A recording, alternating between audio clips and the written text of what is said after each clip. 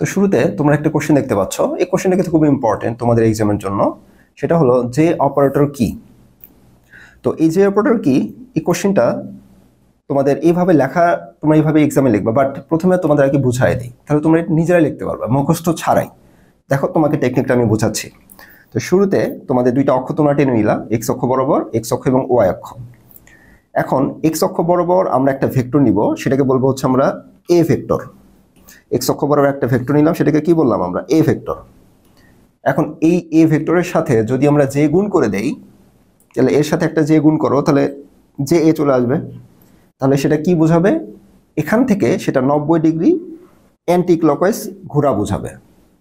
দেখো এটা হচ্ছে ঘড়ির কাঁটার দিকে ঘোরা, এটা হচ্ছে ঘড়ির কাঁটার দিকে ঘুরে। এখন ঘড়ির কাঁটার বিপরীত দিকে কোনটা? এদিক বরাবর,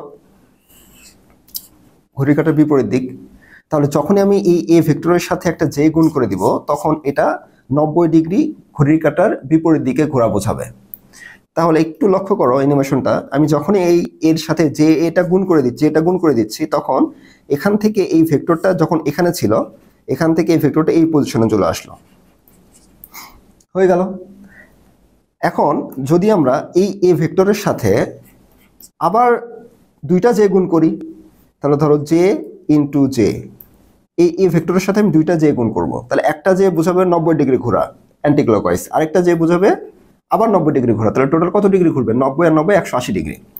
তাহলে প্রথমে দেখো যে এই এ ভেক্টরের সাথে যখন আমরা দুইটা যে গুণ করতেছি, তাহলে জে স্কোয়ার, তাহলে একটা জের জন্য 90 ডিগ্রি ঘুরলাম, আরেকটা জের জন্য আবার 90 ডিগ্রি ঘুরলাম, তাহলে টোটাল 180 ডিগ্রি ঘুরে গেলাম। তাহলে জে স্কোয়ার এ এই পজিশনে ভেক্টরটা চলে আসলো, অর্থাৎ এই ভেক্টরটা তখন আবার ঘুরে এই পজিশনে চলে আসলো, জাস্ট ঘোরা বোঝাবে।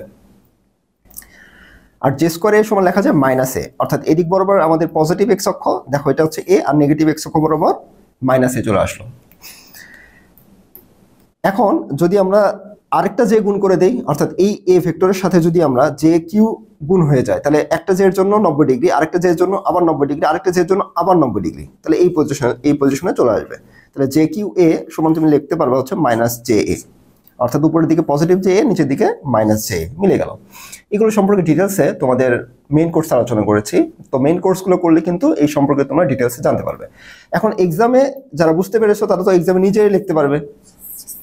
অর্থাৎ যে অপারেটর কি যদি বলা হয়, তাহলে যে অপারেটর হচ্ছে কোন একটা ভেক্টরের সাথে যখন যে অপারেটর গুণ হয়, সেটা 90 ডিগ্রি ঘড়ির কাঁটার বিপরীত দিকে ঘোরা বোঝায়, এবং এটার মান হচ্ছে √(-1). এই কথাটা এখানে লেখা আছে, দেখো যে অপারেটর এর মান কোনো ভেক্টরের সাথে গুণক উপাদান হিসেবে যুক্ত হয়ে, তাহলে কোন একটা ভেক্টরের সাথে যে অপারেটরটা গুণক হিসেবে যুক্ত হয়ে বা গুণ হিসেবে ব্যবহৃত হয়ে ভেক্টরটিকে 90 ডিগ্রি ঘড়ির কাঁটার বিপরীত দিকে ঘূর্ণয়নের দিক নির্দেশ করে, তার মানে এটা ঘড়ির কাঁটার বিপরীত দিকে 90 ডিগ্রি ঘুরাবে, এটাই সে প্রকাশ করে। এই কথাটাই যদি তুমি নিজের মতো করে লেখো তাতে কোনো অসুবিধা নেই, যার যেটা পছন্দ যেভাবে জাস্ট বুঝে লিখলেই কনসেপ্টটা হয়ে গেল। হুবাহু যে এটাই লিখতে হবে এমন কোনো কথা নেই। যারা বুঝতে পারে, যারা পড়াটা বুঝে, তারা কিন্তু নিজের মতো করে লিখতে পারবে। এখানে বইয়ের মতো হুবাহু লিখতে হবে এমন কোনো কথা নাই। তারপরেও সহজ একটা বই থেকে, তোমাদের বই থেকে আরো সহজে তোমাদের এই সংজ্ঞাটা আমি লিখে দিয়েছি। এখন আশা করা যায় তোমরা বিষয়টা বুঝতে পেরেছো।